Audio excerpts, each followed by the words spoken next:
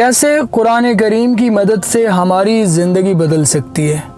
السلام علیکم جی، میں ہوں علی شرازی، ایک عام پاکستانی، اور آپ دیکھ رہے ہیں علی شرازی ولاگز۔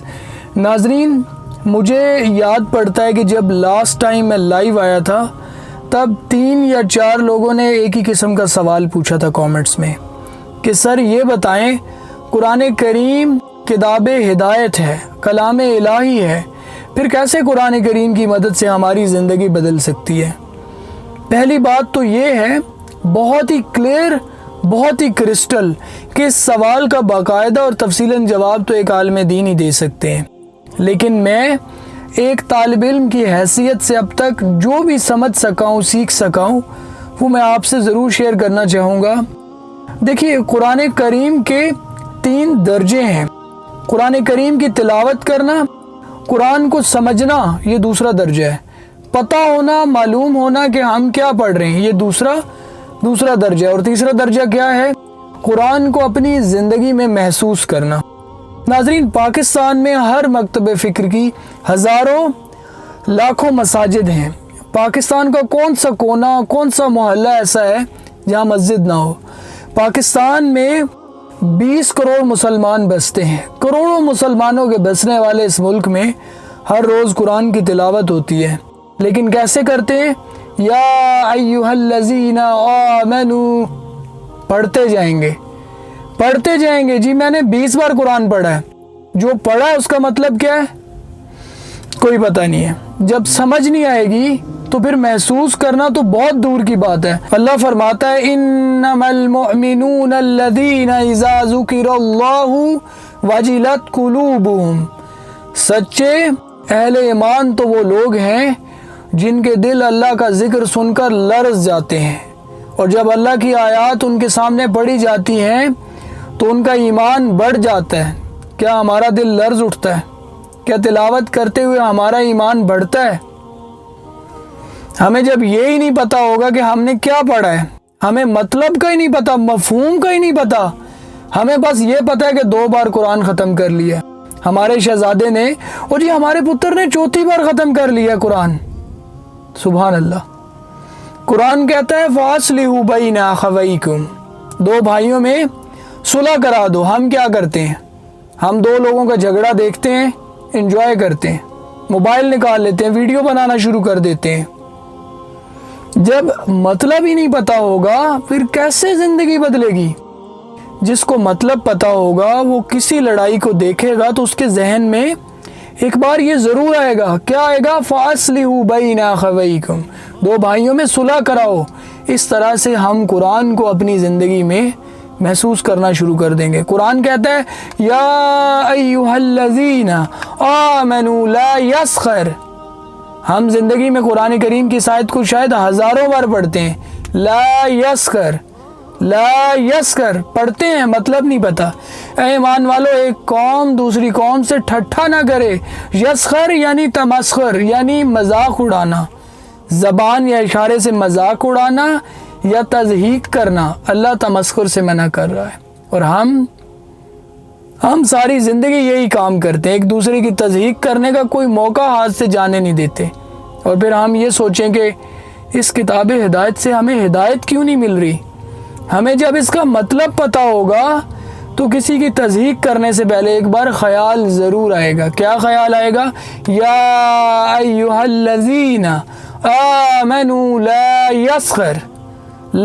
یسخر۔ اور اس طرح سے پھر قرآن انسان کے فیصلوں پر اثر انداز ہونا شروع ہو جاتا ہے۔ اسی طرح قرآن کہتا ہے وَلَا تَلْمِزُوا أَنفُسَكُمْ وَلَا تَنَابَزُوا بِالْأَلْقَابِ، اور ایک دوسرے کو تانے نہ دو اور نہ ایک دوسرے کے نام دھرو۔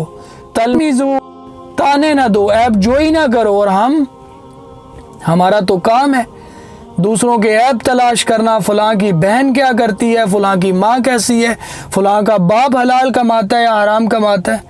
ہم تو دوسروں کی عیب جوئی کو اپنا حق سمجھ بیٹھتے ہیں۔ میاں بیوی کو تانا دیتا ہے، بیوی میاں کو تانا دیتی ہے۔ ہم نے اس قدر مزاج بنا لیا ہے کہ آج ہر تیسرا چوتھا شخص ڈپریشن کا مریض ہے، زینک کی گولی کھاتا پھر رہا ہے۔ ہمارے اندر سب سے بڑا خوف یہ ہے دنیا کیا کہے گی، معاشرہ کیا کہے گا، لوگ کیا کہیں گے۔ قرآن کہتا ہے وَلَا تَنَابَزُوا بِالْأَلْقَابِ، اور نہ ایک دوسرے کے نام دھرو، برے القاب سے نہ پکارو۔ کلام الہی ہے کہ ایک دوسرے کو برے القاب سے نہ پکارو، اس سے تضحیک محسوس ہوتی ہے، اور اسلام کسی کی تضحیک کی اجازت نہیں دیتا۔ لیکن ہم تو گویا اللہ کی مخالفت میں اتر آئے ہیں، جس چیز سے قرآن منع کرتا ہے ہم وہ کرتے ہیں، اور ہر صورت کرتے ہیں، اور پھر کہتے ہیں جی قرآن ہماری زندگی پر کیوں اثر انداز نہیں ہوتا۔ انسان خسارے میں ہے، انسان کی یہ لا علمی، انسان کی یہ بے حسی انسان کو برباد کرنے والی ہے۔ قرآن کہتا ہے وَلَا تَجَسَّسُوا، اور ٹٹول بھی نہ کیا کرو، یعنی تجسس۔ وَلَا تَجَسَّسُوا یعنی لوگوں کے عیب اور ان کی خامیوں کی ٹو میں نہ پڑو، اور جن کو لوگوں نے پوشیدہ رکھا ہوا ہے انہیں اشکار نہ کرو۔ ہم کیا کرتے ہیں؟ ہمارا تو کام ہی یہی ہے کہ فلاں کی بات پتہ چل جائے، فلاں کی کوئی ویڈیو میرے ہاتھ لگ جائے، پھر دیکھنا میں کیا کرتا ہوں، اسے ذلیل کر کے رکھ دوں گا۔ بطور معاشرہ یہ ہمارا مزاج بن چکا ہے، ہم اس ٹو میں رہتے ہیں کہ فلاں کے پاس پیسہ کہاں سے آ گیا، فلاں کی بہن کہاں جاب کرتی ہے، فلاں کا رشتہ کہاں ہو رہا ہے اور کیوں ہو رہا ہے۔ کاش ہم کلام الہی کو سمجھنے کی کوشش کرتے۔ ہمارا مزاج کیا ہے؟ بیٹا قرآن پاک کو ادھر نہیں رکھنا، اوپر رکھو، اوپر کمرے میں وہاں اوپر رکھ دو۔ ادب کی وجہ سے ہم نے قرآن کو اتنا اوپر رکھ دیا ہے کہ اب ہمارا وہاں تک نہ ہاتھ پہنچتا ہے نہ نظر پہنچتی ہے۔ اس لیے میں آپ سے یہ کہوں گا کہ بھائی قرآن کو تھوڑا پڑھیے، لیکن ترجمے کے ساتھ، ٹرانسلیشن کے ساتھ پڑھیے، تاکہ سمجھ میں آ سکے کہ میرے لیے کیا نصیحت ہے۔ جب آپ کو قرآن سمجھ میں آئے گا دوسرا درجہ ہے، قرآن سمجھ میں آئے گا دوسرا درجہ ہے، اور تیسرا اور آخری درجہ یہ ہے کہ آپ کی زندگی کے معاملات، آپ کے دماغ میں قرآن کی آیات آنا شروع ہو جائیں گی، اور آپ کے فیصلوں پر کلام الہی اثر انداز ہونا شروع ہو جائے گا۔ پھر دیکھیے قرآن کیسے آپ کی زندگی کو بدل دیتا ہے، پھر دیکھیے کلام الہی کی برکت کیسے یہ کلام الہی آپ کی زندگی کو بدلتا ہے۔ تو ناظرین، جیسے کہ میں پہلے عرض کر چکا ہوں کہ میں بحیثیت طالب علم جو تھوڑا بہت علم رکھتا ہوں وہ آپ سے شیئر کر سکتا ہوں، لیکن مزید رہنمائی کے لیے آپ کسی عالم دین سے رجوع کیجیے گا۔ آج کے لیے میں بس اتنا ہی تھا، ملتے ہیں نیکسٹ ویڈیو میں، تب تک کے لیے علی شرازی کو دیجیے اجازت۔ والسلام علیکم، فی امان اللہ۔